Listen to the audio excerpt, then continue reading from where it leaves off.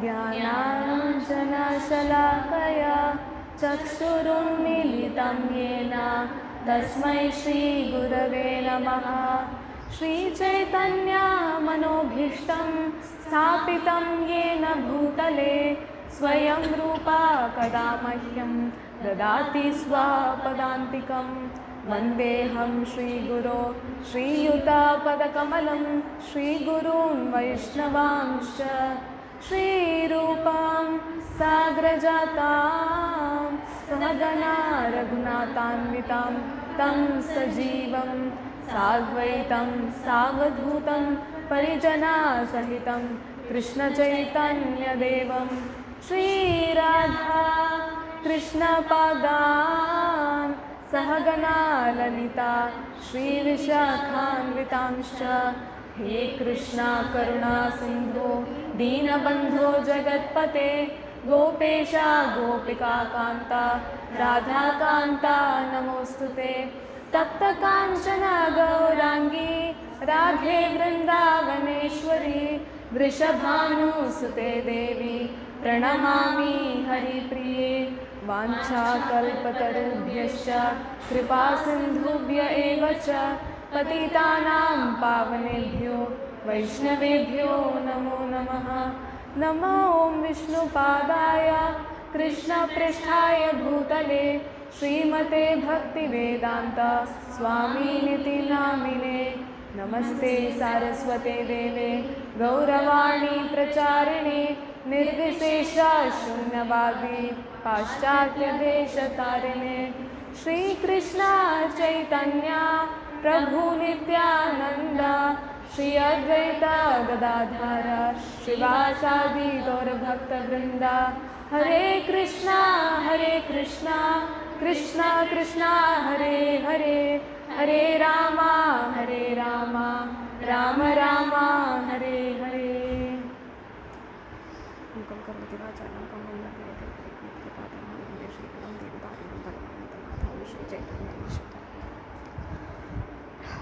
All right, so the verse we are seeing today is 2.41.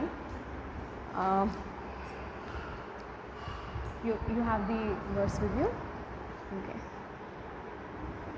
व्यवसायात्मिका बुद्धिर एकेह कुरु नंदन बहुशाखा ह्यनन्ताश्च बुद्धयो व्यवसायिनां। व्यवसायात्मिका बुद्धिर एकेह कुरु नंदन बहुशाखा ह्यनन्ताश्च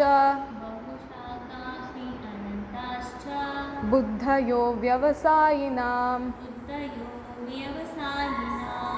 व्यवसायात्मिका बुद्धिर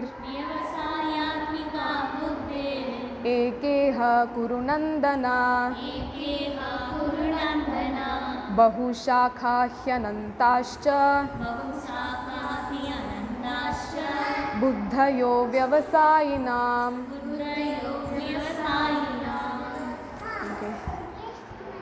Would someone like to read synonyms? Vyavasayatmika, resolute Krishna consciousness. Buddhi, intelligence. Eka, only one. Iha, in this world. Kuru Nandana, O beloved child of whom Kurus. Bahu, Shaka, various branches. He, indeed. Anantaha, unlimited. Cha, also. Buddhaya, intelligence. Avyavasayinam, of those who are not in Krishna consciousness. Translation. Those who are on this path are resolute in purpose, and their arms is one. O beloved child of Kurus, the intelligence of those who are irresolute is many branched. Purport? A strong faith that by Krishna consciousness one will be elevated to the highest perfection of life is called Vyavasayatmika intelligence. The Chaitanya Charitamrita Madhya Leela 22.62 states, Shraddha Sakti Viswase ke Kake Suddhita Nishchaya Krishna Bhakti Kaile Sarva Karma Krutahaya. Faith means unflinching trust in something sublime. When one is engaged in the duties of Krishna consciousness, he need not act in relationship to the material world with obligations to family traditions, humanity or nationality. Fruitive activities are the engagements of one's reactions from past good or bad deeds. When one is awake in Krishna consciousness, he need no longer endure for good results in his activities. When one is situated in Krishna consciousness, all activities are on the absolute plane, for they are no longer subject to dualities like good and bad.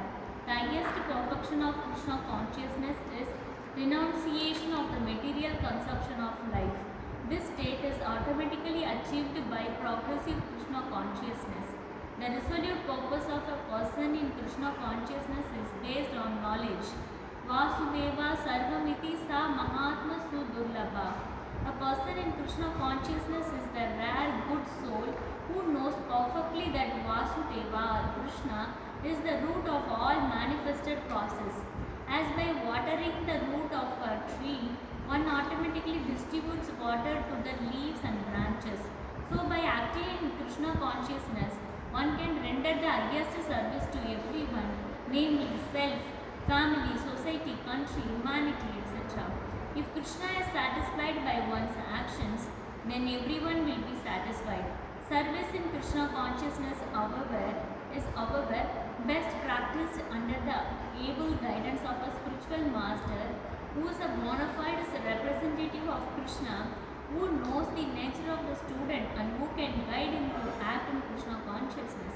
As such, to be well versed in Krishna consciousness, one has to act firmly and obey the representative of Krishna, and one should accept the instruction of the bona fide spiritual master as one's mission in life. Srila Vishwanatha Chakravarti Thakura instructs us in his famous prayers for the spiritual master as follows. Yasya prasada Bhagavad prasado Yasya prasada nakati kutopi Gyayan swamstasya yashastri sandhyam Vandeham Shri Guru Charanara Vindam. By satisfying the satisfaction of the spiritual master, the Supreme Personality of Godhead becomes satisfied, and by not satisfying the spiritual master, there is no chance of being promoted to the plane of Krishna consciousness. I should therefore meditate and pray for His mercy 3 times a day and offer my respectful obeisances unto Him, my spiritual master. The whole process, however, depends on perfect knowledge of the soul beyond the conception of the body, not theoretically but practically. When there is no longer a chance for sense gratification manifested in fruitive activities, one who is not firmly fixed in mind is diverted by various types of fruitive acts. Srila Prabhupada ki jai. All right. So I think we will start off with sort of churning every aspect of both the translation and purport. So in the translation, now Krishna is saying that for a person who's resolute in purpose. Now, what does resolute mean? Firm. Yeah, being firm, fixed. There is a one-pointed focus, and for such a person, the aim is one. And the opposite Krishna is saying in the next part, where for the person, the intelligence of a person is many branched. For whom? For a person who is irresolute. Now, what does irresolute mean? Confused. Yeah, being two-minded or being weak or having so many doubts, being very insecure. Now, all of these are sort of indications of being irresolute. So, what happens when we are irresolute is that our focus is not fixed, our goal is not fixed. So obviously things around me can easily sway me. I would be invested in different things around me. So be it family traditions, country, society, community, and I may get so lost in it, that lost because my purpose is not fixed. So because I invest in these many things, the intelligence is divided. And Prabhupada interestingly starts the purport with saying that a strong faith in Krishna consciousness will elevate one to the highest perfection of life. So that is like the beginning point. So having a strong faith is what establishes us in our purpose. Now what is the purpose in our life?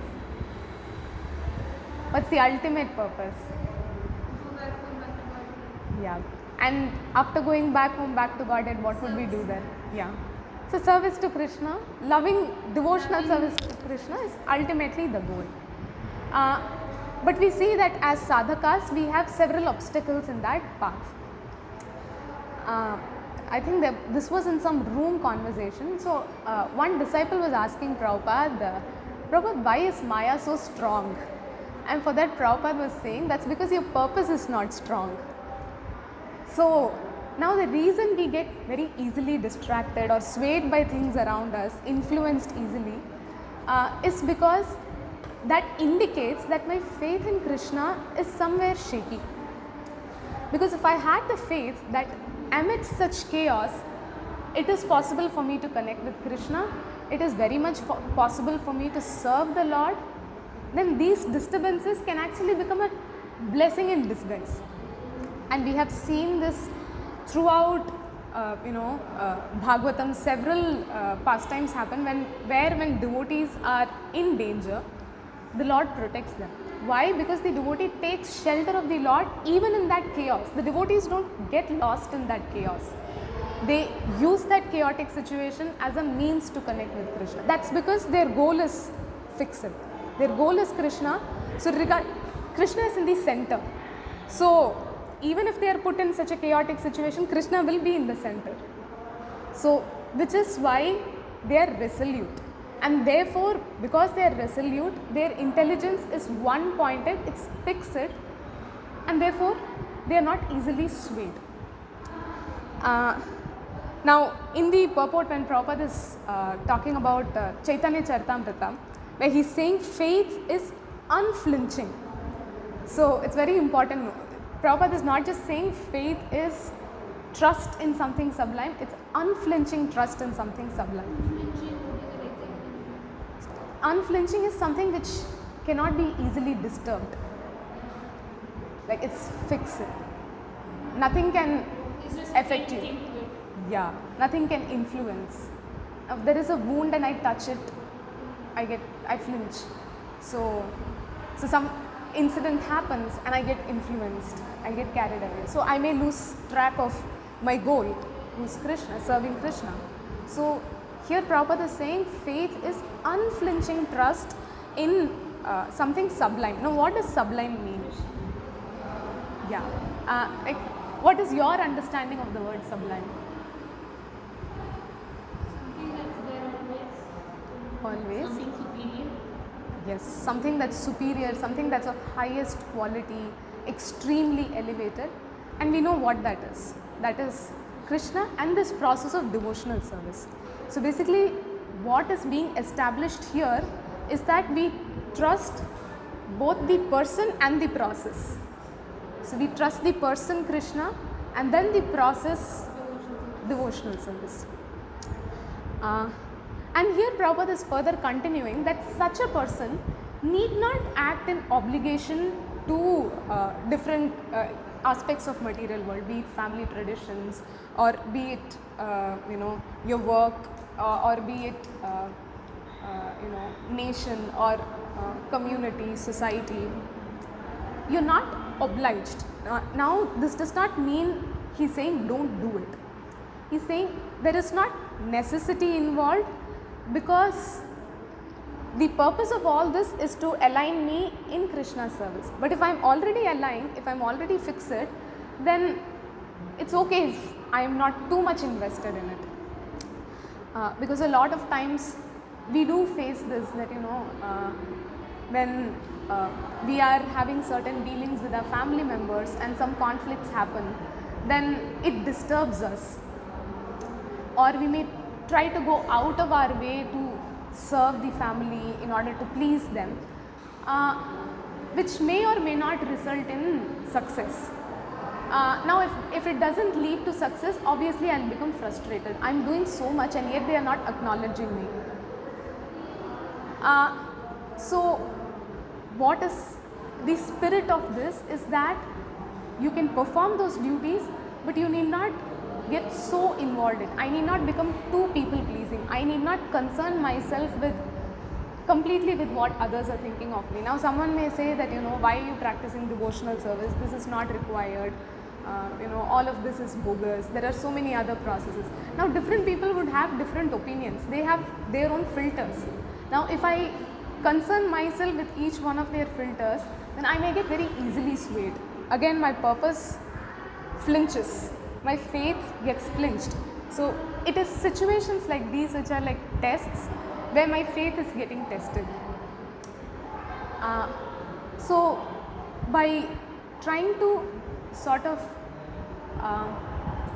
get my focus away from that, like sort of depersonalize from that, like that's not everything is in my control. There are only certain things in my control. My sadhana, my emotions or my thoughts, my efforts, these are in my control. But how somebody else reacts, how somebody else behaves with me, that is not in my control. So, and interestingly, I was listening to one lecture, and in that the devotee was saying, what is not in our control is in Krishna's control. So that actually establishes our faith. So these situations are the very reasons why my faith is flinching. But then when I give a different meaning, I see the situation from a different perspective. Okay, this situation is there, but how do I align this in Krishna's service?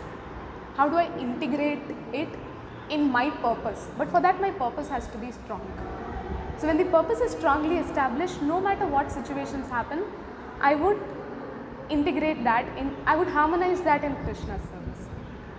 So in that, I would realize that Krishna's hands are personally involved. Krishna is in control of the situation. Nothing is independent of Krishna. Everything is within his control. So now if this situation is happening, then the Lord is trying to teach something to me. And we often have this notion that, when tests come, it has to be easy, something I'm mentally prepared for. Otherwise, if it is challenging, then it's impossible for me to deal with. So it can take either one of these turns, but we are trying to establish a middle ground, which is difficult. So the test may be difficult now, but I may be giving the meaning that, oh my God, this is impossible. However, we need to have the faith or trust in Krishna that Krishna will not put me through a situation which is impossible for me to deal with. So that faith, seeing Krishna even in that chaos, having that trust that even if I am put in this difficult situation, the Lord is there. The Lord has my back. And we try to surrender in that process. We try to take efforts to see what the Lord is trying to teach, but at the same time we take shelter of Krishna. Now this Damodar Leela also we see that there is 2 inches gap. So one is our efforts and second is the divine intervention, Krishna's grace. Now I take efforts. It's not that I stop all of my activities, I nullify everything. I take my efforts, but I do it in the spirit of surrender. Surrender can happen if I have faith in Krishna. Makes sense? So therefore, from the beginning till the end, we continue remaining in the spirit of surrender. This needs to be there even if there are no problems. Because when in the absence of problem, I cultivate the spirit of surrender, that is when problems arise, I'll be able to surrender easily. But can even be the opposite way, no? So you have surrender when you have problems because you have no one else or nothing else to follow. Yeah. But when things are going well, then you stop doing what you like. all the divisions are Exactly. So that is one challenge we face. Now, when I'm saying that, you surrender throughout, and when problems come, it becomes easier. Sometimes it can be easier said than done. But then this is a process. This is a process where I'm gradually trying to put this to practice. So, in which situation do you think someone will surrender? In my case, it was because of loneliness. So I Loneliness. guess everybody will have their thing, that's why they surrender. Correct. So, yes, what you go through is very subjective, but what would be the common theme underlying that? When he feels that he will not be able to solve the issue. Yes. We see something greater. Something greater, or understanding that I am limited in my capacity to I handle am this. limited. Exactly. I cannot solve this. Yeah, exactly. I cannot solve it by myself. It's not possible. Things are very limited. Yeah, my resources are limited and not everything is in my control. And the moment I recognize that, then it would become natural for me to surrender, because I see Krishna as someone who's completely in control. He's capable, everything is dependent on him. So it's like the last option, the final option. Like when you see in movies and all, like in the gun point, they hold the culprit or something, and then they are like, okay, I surrender. So that's like sometimes our dealings with Maya.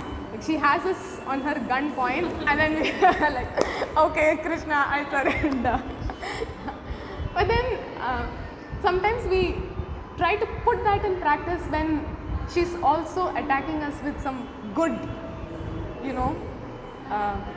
like Krishna says, you tolerate both happiness and distress. So it's not like happiness is anything great or glorious, because at least in this material realm, happiness is temporary, and that very notion that, oh my God, happiness is temporary, can generate anxiety, because I don't know when this will end. Like I'm happy now, but you cannot really feel happy when the situation is joyful, because there is a fear or insecurity when it will get over, and when sometimes we have these elders. But now I'm happy. Yeah, exactly. You probably have elders, at least in our custom, telling that "Romba sirikadella na ala aarambichiru." There's always that sense of anxiety. Oh my God, I'm happy. What is going to come next? What storm is it? This seems like a calm before the storm. So that's the nature of happiness, even in this material world. So therefore, even amidst this happiness or distress, when I sort of gradually try to tame my mind, like gradually trying to align it in Krishna's service and trusting Him, surrendering unto Him, then the Lord will provide appropriate shelter. What shelter that is going to be is pretty subjective. It can change from person to person. The way Lord reciprocates with me, the way the Lord shelters me could be different from the way the Lord shelters you. So that's the dealings are personal. It's no one size fits all. This process of Krishna consciousness is personal. It's not impersonal. Krishna is not telling, I want to make clones of devotees. There are different devotees, different rasas, different dealings. So obviously the Lord's dealings is also going to be personal with each devotee. But then the Lord definitely provides shelter. Now, we may have undergone certain betrayals in our past, or we may have certain stereotypes, certain insecurities. What if Krishna doesn't protect? What if the situation I am being put through is a form of punishment? Or what if Krishna is giving me a test that I would fail? What if Krishna is testing me beyond my limits? So we may actually start doubting either the intentions of the Lord, and this can happen very subconsciously. How I may become aware of it is when I'm put amidst this chaos, I become desperate to try to control. I may go out of my way to try to establish control or bring things to equilibrium. So when I invest myself so much that itself indicates that I'm not letting Lord interfere. So that's a very subtle indication of the fact that my faith is shaky in Krishna.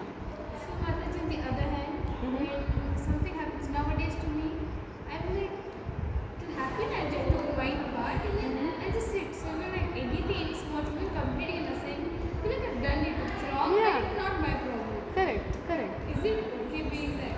Yeah, that's absolutely fine, because that Because I way, see people around me in the tension of and I feel like that's I've because done they're not practicing devotional service. You are doing. So it's easy for you to. In fact, if you see Prabhupada in this purport, he would mention twice progressive devotional service, progressive Krishna consciousness, because as you practice Krishna consciousness, you will develop detachment from what you need to be detached from. It happens. It's a part of the process. Yeah. Not even know. Correct. We wouldn't even recognize the transformation happening. It just happens, and by the time you are, is this me? How I was in the past, and is it the same person? Yeah, correct. So that's how the process works.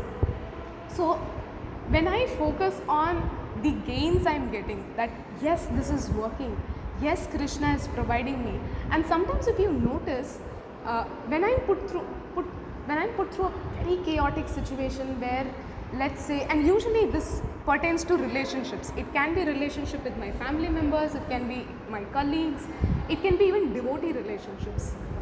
It can happen anywhere, but you may prominently see this in, or it could be career or friends, it can be anywhere.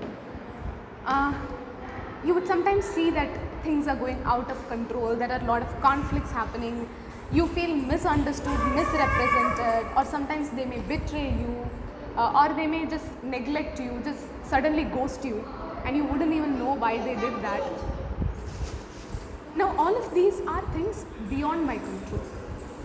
However, if you notice, in the long run, now I'm seeing the situation in isolation and it really hurts, and I can sense that it can be very genuine. Even for devotees who are practicing, when they go through conflicts, they will get hurt, which is a very normal emotion. However, when we continue having trust in Krishna and not give up practicing devotional service, continue in our endeavors, in long run, you will get realizations and revelations as to how the situation was more beneficial than the costs. So it's not that you're losing, it's not like you're not losing anything at all. Yes, there would be certain costs, you would lose certain things, you would experience pain, but then the benefits would outweigh the costs. Like we may be like detached, we may develop a We may, detachment. and we may learn certain lessons from it, and so in some of those instances may help me become more mature. It may sort of upgrade my way of evaluating things. So there is upgradation happening, there is progress happening. And sometimes in this situation, in such situations, probably all I need to do is surrender. Probably that's what Krishna is teaching me. Chant nicely. So this was another aspect I would cover. Thank you. So yeah, so probably surrender is the only option Krishna is expecting out of me. So just submitting the raw, vulnerable side of me to Krishna, because that is what Krishna wants. Krishna expects authenticity. Duplicitous nature is not something Krishna appreciates. So it's essential to be, and we all know the Lord resides in our heart as Paramatma. There is nothing we can hide. So there is no point in maintaining an image in front of Him when we are not that. So when I acknowledge who I am, then reciprocation and mercy happens, and I would become aware of opportunities that can make me become the best version of myself.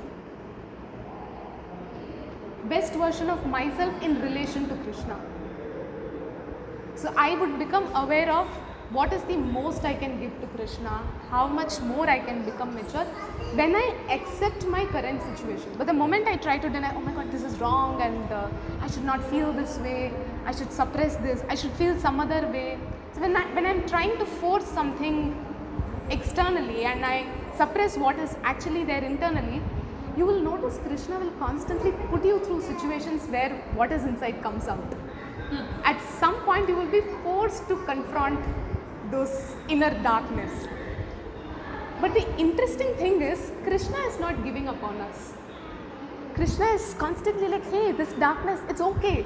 It's okay. What's important is you work on this. If you don't accept and work on it, then how will you come closer to me? So the Lord is so desperate, and in that spirit, He may gently push us out of our comfort zones. So those would be those situations, conflicts. So we need to also understand the intention of the Lord behind why He's doing this. Because a lot of times I may just be fixed about, okay, the Lord is doing this for my purification. It is something I need to work, something I need to do. I may be so caught up with what I need to do, but I may lose awareness or consciousness of why Krishna is doing that. So sometimes it may feel that relationship with Krishna is exhausting. Like I am experiencing more troubles than before I came to Krishna consciousness. Why is this even happening?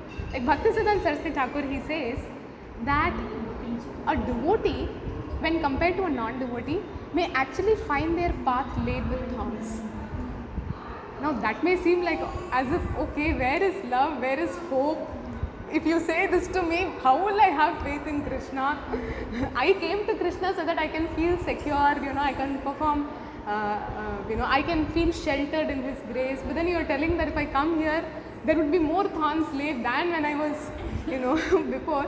So it may sometimes, teachings like these may sometimes bewilder us. But when we look at such teachings through our life experiences, then it would start making sense.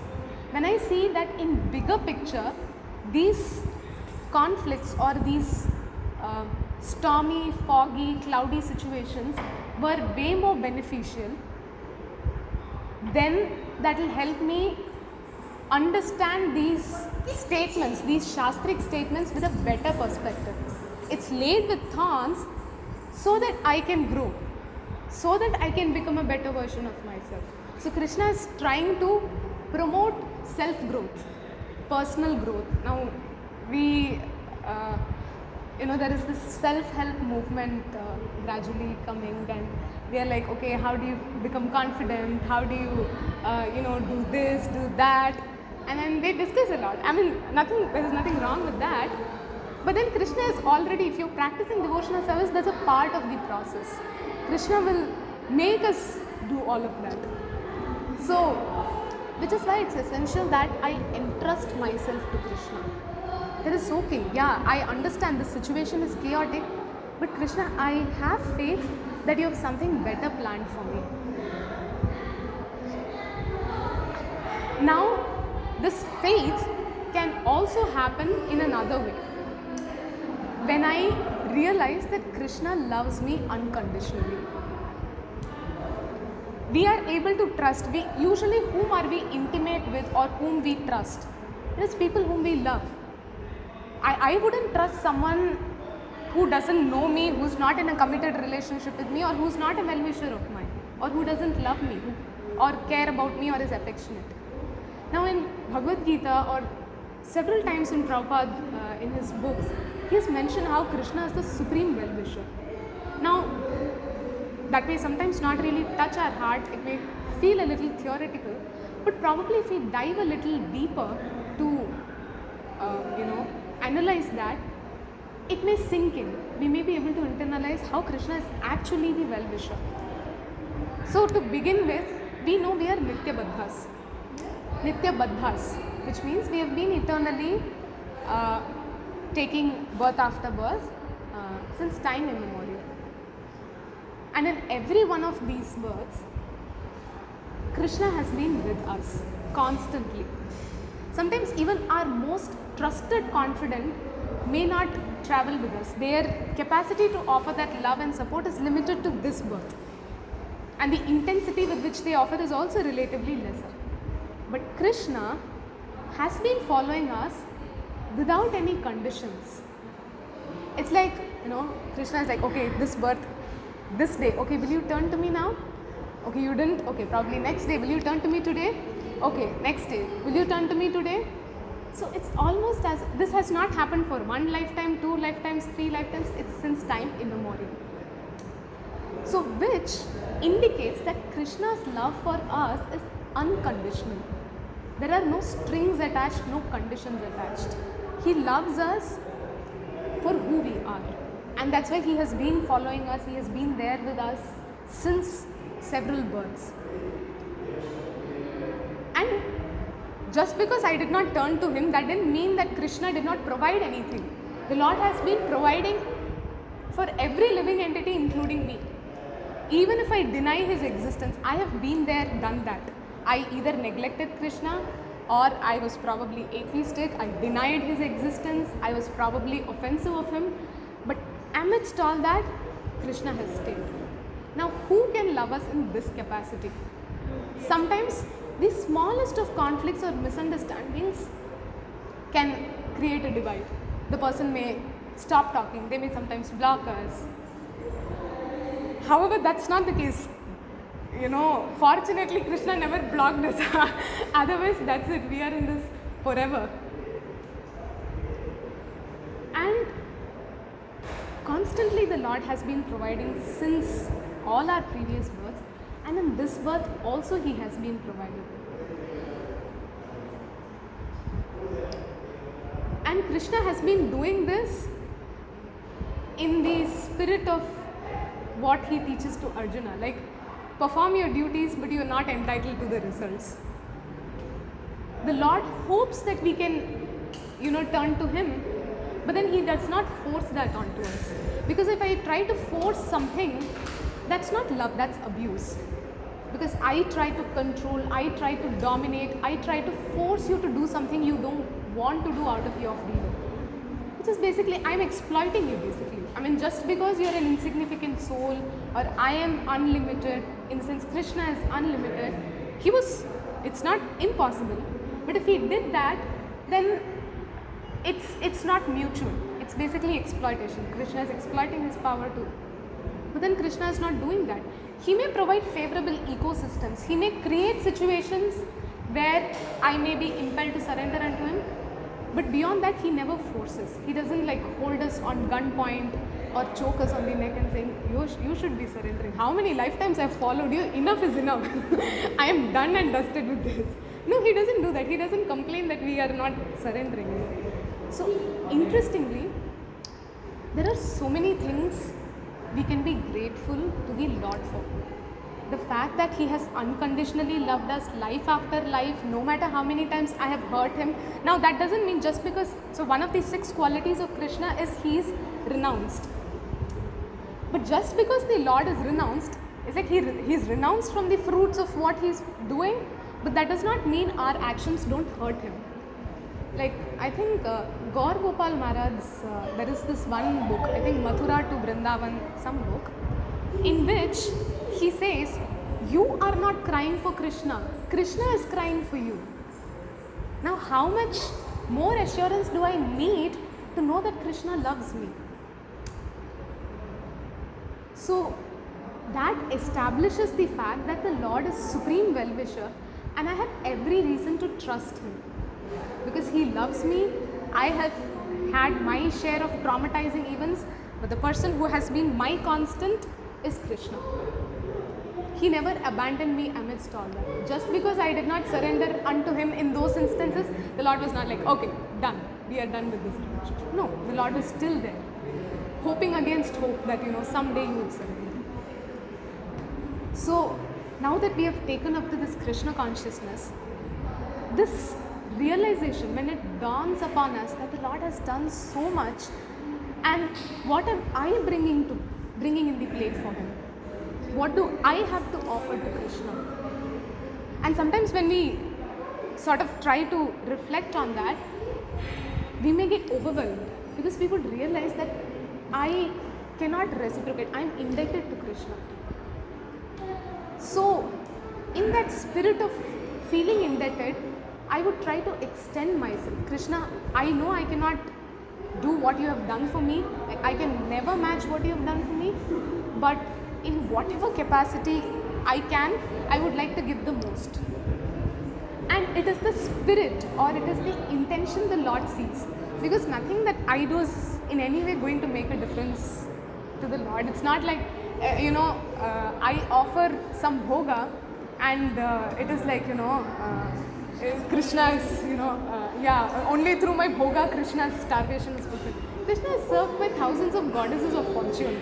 Even one goddess of fortune, my offering may not it may not be parallel to that. So what Krishna is desperate for is not the externals, but the internal. So in what spirit am I offering to Krishna? Am I offering it willingly, in a spirit of gratitude, with love, and with willingness that Krishna, you love me and I would like to reciprocate? It's so unfair. We have been in an abusive relationship. I am abusing Krishna since time immemorial, and at least now that I realize, I feel a little guilty. Okay, sorry for so long. But what can I do now? I would like to rectify my faults. I'm sorry I have done so much. But now I realize I'm grateful to what you have provided. So what can I do in return? So that is where I am using my free will in Krishna's service.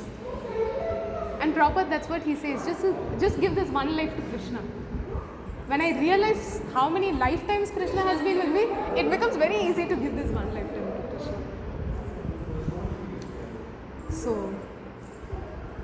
So next is, how do I surrender?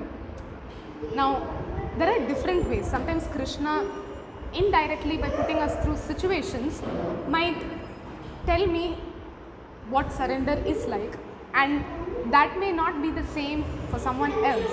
Like what situation I am in currently right now, probably is not a situation someone else is going through. Now, we as devotees may sometimes struggle with this tendency of, oh my God, the devotee is going through something very difficult. How did they handle this? I don't think I would have handled. No, Krishna knows that you cannot handle, and that's why he did not put you through that situation. So that level of trust we invest in Krishna.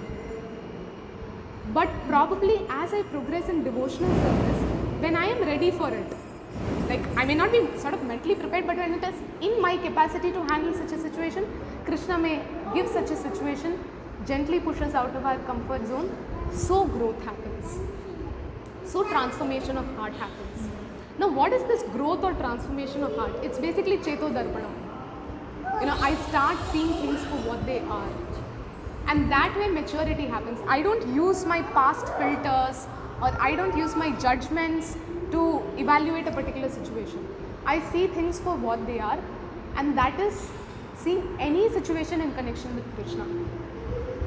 Seeing Krishna's control, Krishna's control or his presence in any situation. That is seeing things for what they are. And this will eventually develop. We would start seeing everything in connection with Krishna, no matter how traumatizing it could be, once we develop that level of maturity. And with progressive devotional service, this is bound to happen. So what is required, Rupa Goswami says in Nectar of Instruction, is patience. Patience and enthusiasm. I am enthusiastic. I am really looking forward to Krishna, how this journey is going to unfold. That sense of excitement, like looking forward. Okay, now I finally turned to you. Now I would like to see how our relationship dynamics are going to be different. How are you going to bring me closer to you? Because if I say prema is our ultimate goal, that basically means the ultimate goal is being lovingly intimate with Krishna. So Krishna is trying to create situations where I would start progressing towards that highest level of intimacy.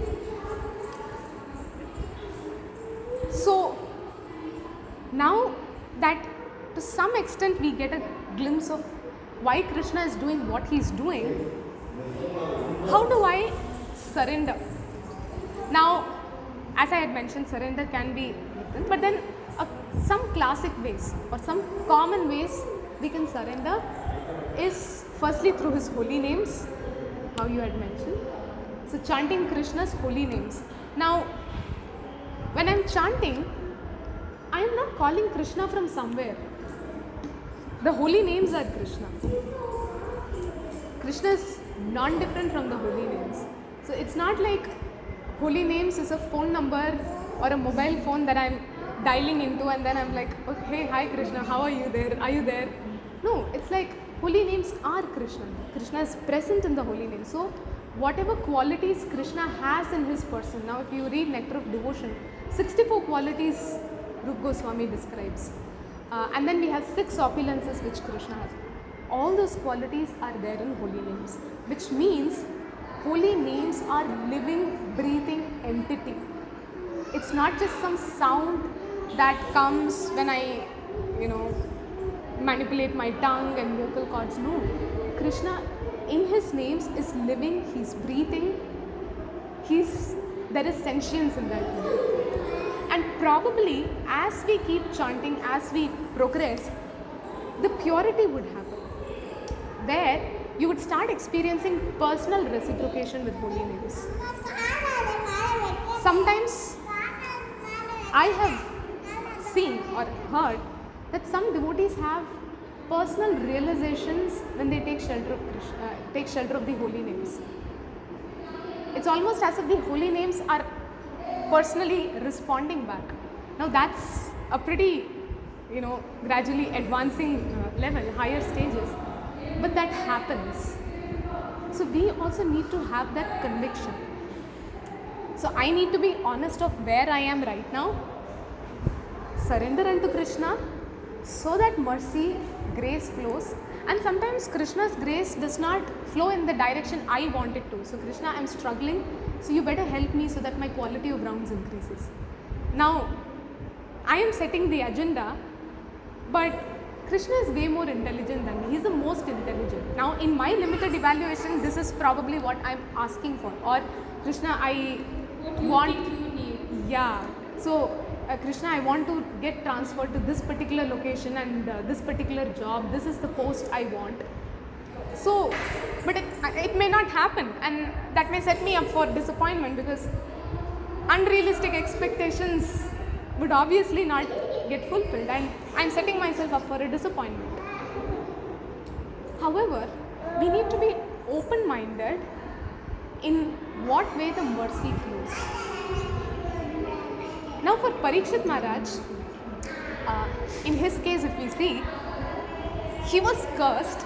He didn't deserve any of that. Parikshit Maharaj was cursed for a mistake which was not that big. Like the reaction of that boy Shringi was out of proportion to what Parikshit Maharaj actually did. And he was cursed that within 7 days you are going to die. Now it may seem, why is Krishna doing this to me? I mean, Parikshit Maharaj is his devotee. But then Krishna's way of reciprocating is sending Shukadeva Goswami. Now Krishna is not withdrawing that curse.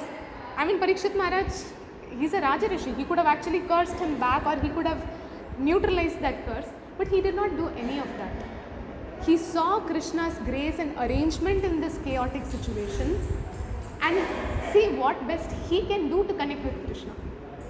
So his purpose was resolute. Even if I'm put in the situation, instead of trying to resolve this situation and control it, how can I use this situation in Krishna's service?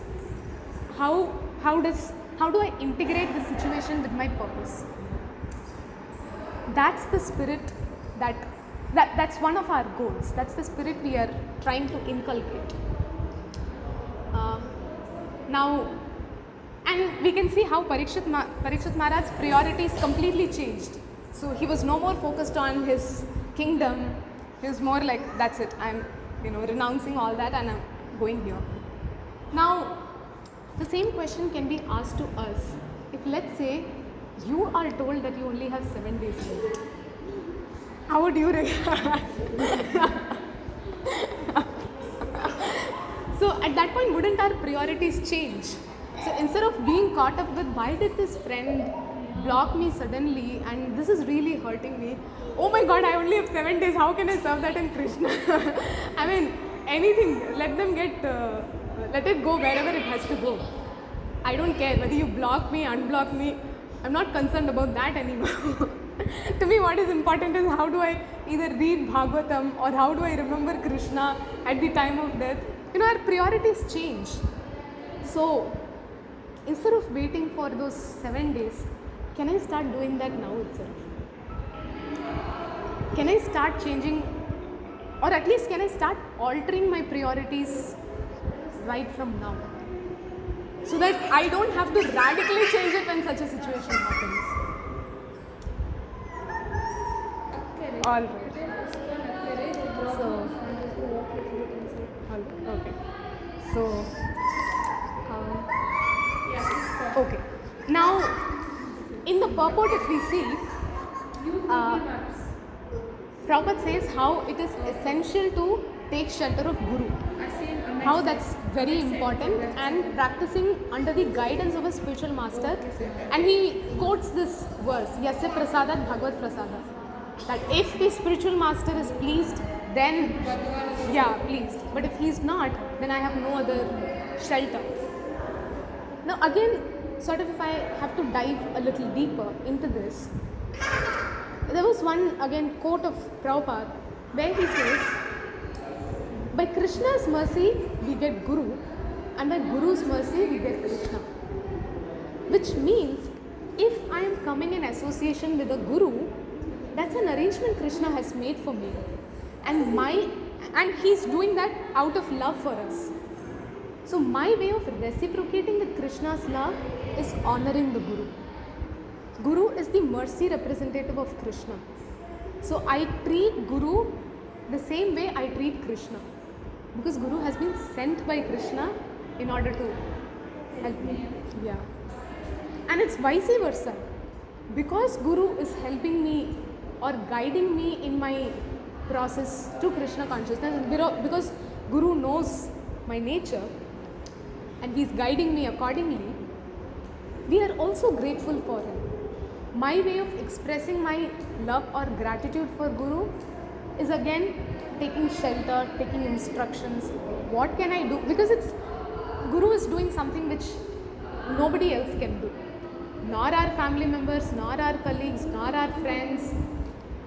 Guru is basically doing something which no other relations are capable, and that is giving Krishna to us or connecting us back with Krishna. So automatically Guru is also doing that out of love for us. So again we sort of reciprocate with that exchange by taking shelter of them and by trying to inquire in a spirit of feeling indebted and grateful. What can I do? What can I do to serve you? You are doing something very glorious, which is connecting me with Krishna. So what can I offer in return? That's something we are indebted for. Nobody else can give Krishna to us except a Guru. So how do I reciprocate Krishna? So in last class also the last class when I had taken, I had mentioned that in spiritual life, the exchanges or dealings between Krishna and his devotees, or between Guru and the disciple, or between devotees ideally, but in Krishna and Guru's relationship, the spirit or the underlying theme is that of mutual exchange of service. Like I serve Krishna and the Lord also helps us back. The Lord also provides service. The spirit is not of exploitation.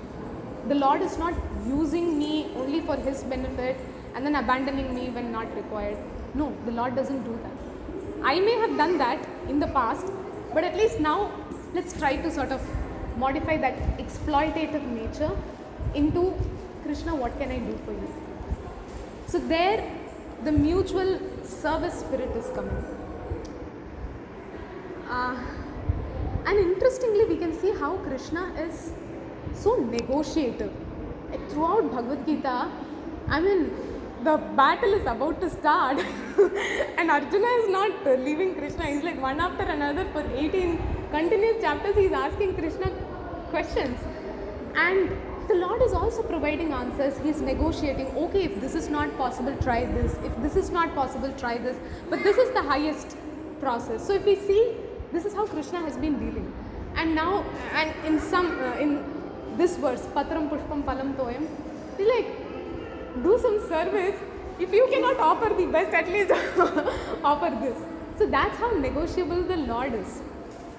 So we can see how, because of the unconditional love Krishna is having for us, He's willing to come down. He's willing to, to our level, to what best can, or what's the most I can give. And Krishna is appreciative of that. And one of the qualities of Krishna, 64 qualities of Krishna, is He's humble. Humble. So He's humbling Himself to come to our level and accept service. He's humbling Himself and coming in the form of deity so that we can perceive Him. He's humbling Himself and coming in the form of holy names so that I can access Him. He's coming Himself in the form of Bhagavatam. Bhagavatam is another way of taking shelter of Krishna, because in second canto we were reading how reading Srimad Bhagavatam is directly taking association of Krishna. So taking shelter of, so in the form of Srimad Bhagavatam, Krishna is again manifesting. So to our level, Krishna is coming down. And why that can happen? And despite me being exploitative, Krishna is doing that. And that can happen only if Krishna's love is unconditional. And love is only asking for love. Love does not expect perfection. Now I might be thinking, only when I chant quality rounds will I start chanting 16 rounds. Otherwise my rounds are imperfect and I feel so unqualified to do this. I might be unqualified, but Krishna is accepting me for all my imperfections. So amidst all the limitations that I have, am I serving Krishna?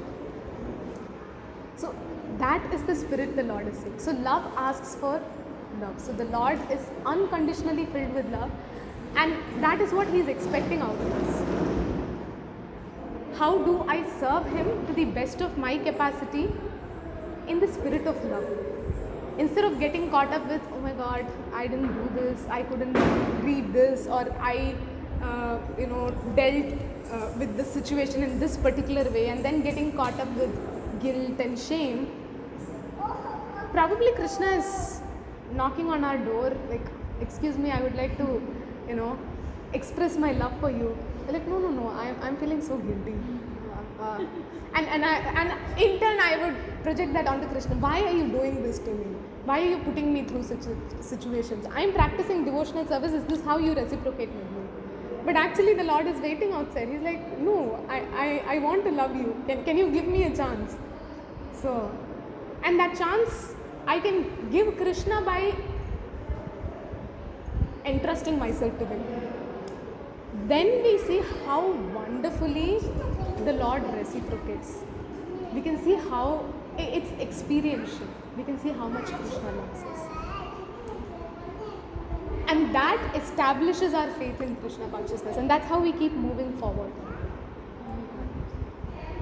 So, therefore, for me to have this one directional, resolute faith, for my aim to only be Krishna, I need to have faith.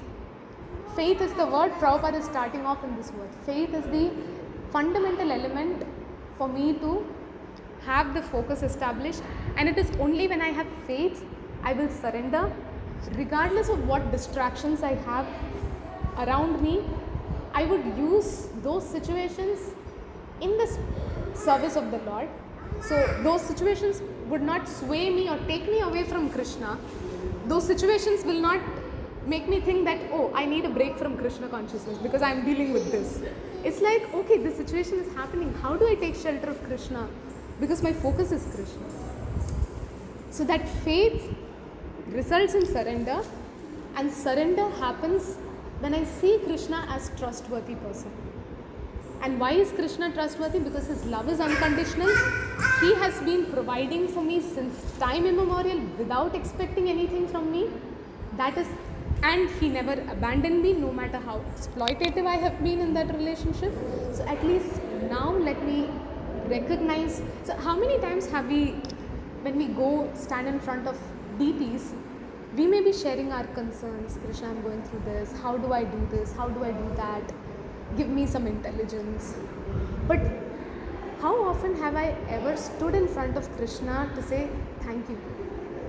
Today I'm just going to have darshan of you, glorify how beautiful you are, to thank you for everything that you've given me so far. You've given me more than what I deserve. Now it's my turn. What can I do? And that's the spirit with which we chant holy names. We are chanting holy names, asking, how can I serve you? And that me asking is not something mechanical. Oh, devotees are telling me that that's the spirit with which I should chant holy names. It's like I'm willingly asking. That's why we do. Yeah, exactly. I'm grateful, and my heart is softening. With a hard heart, it's not possible to take shelter or to ask, what can I do? It's only when our heart softens is it possible for me to ask in this heartfelt attitude, what can I do? Please give me the necessary empowerment or intelligence so that I can please you. So I was, again, in Bhagavatam, there was, I think, in 3rd canto, so actually Brahma was offering prayers to the Lord for creation, and I think the Lord was responding back, and in the purport, Prabhupada had mentioned how when a devotee performs a particular service sincerely, the Lord feels so indebted. I mean, imagine, I am not even doing anything, like the proportion is, it's out of proportion. What the Lord has provided and what I am doing is very insignificant, me offering, and yet Krishna feels indebted, and he's like, all I can do for you is just smile. And when Krishna is smiling and when the devotee is seeing that, the devotee feels happy. Oh, Krishna is, he's pleased by what I'm doing. And when Krishna sees devotee being happy, Krishna becomes more happy. And when devotees see Krishna being more happy, they become happy. So Prabhupada mentions this word. There is transcendental competition happening. Who's happier than whom? Who's more happier than whom? So that's how sweet devotional services, that's how sweet our dealings with Krishna are. So when we remember, when we are conscious of all of this, it becomes easier for us to surrender and have established this resolute nature. We may still stray away, it's okay, but we would still try to integrate that in Krishna's service. We would at least try in our capacity. And Krishna appreciates the efforts. Krishna appreciates the intention behind it. Like, I'm struggling, Krishna, but I'm trying my best. And it is that, oh, I see you're trying your best, Krishna reciprocates. I mean, the Lord, without me reciprocating, has been giving me so much. So when I'm finally turning to Krishna and I'm doing something, how will the Lord not reciprocate? It may not happen in a way I am aware of, but it is happening. In another purport, Prabhupada had mentioned, the mercy the Lord bestows on a person who is executing his responsibilities in relation with the Lord is beyond imagination. But for that, in the following sentence, Prabhupada is saying, we need perseverance. Like, no matter what happens, I continue it. And probably some penance. So Prabhupada says penance and perseverance. So it may be austere. I may have to undertake certain uncomfortable or certain I may have to undertake certain things which may cause discomfort to me physically or mentally, but that's my love language. That's my way of telling that I'm ready to experience this discomfort, because that's my way of reciprocating with what you have provided for me, with the love that you have. This is nothing compared to what you have given me is such a love. So there was another devotee who was saying, it's very easy to impress Krishna. You know how? Through gratitude. Through gratitude. Krishna gets easily impressed. And rightfully so. Krishna is entitled for that gratitude because he has provided so much.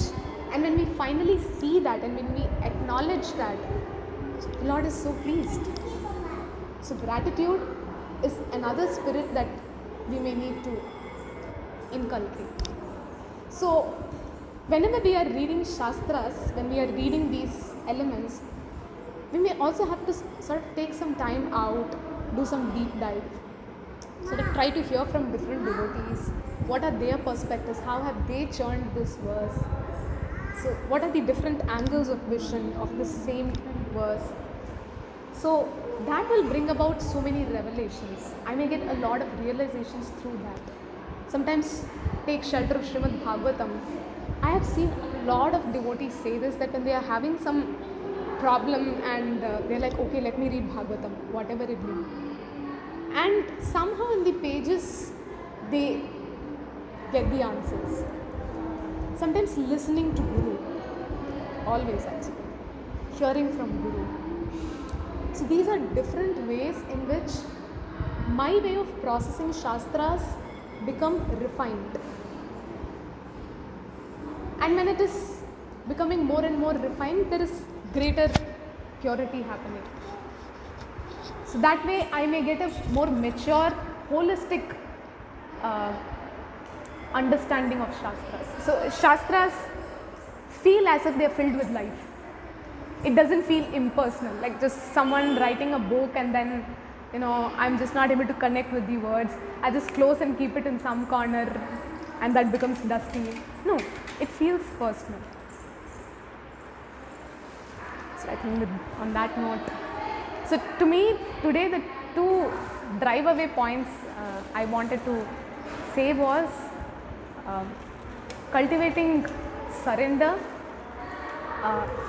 be it in normal or chaotic situations, in what spirit we surrender, and understanding how Krishna loves us. So on that note I will end this. Thank you.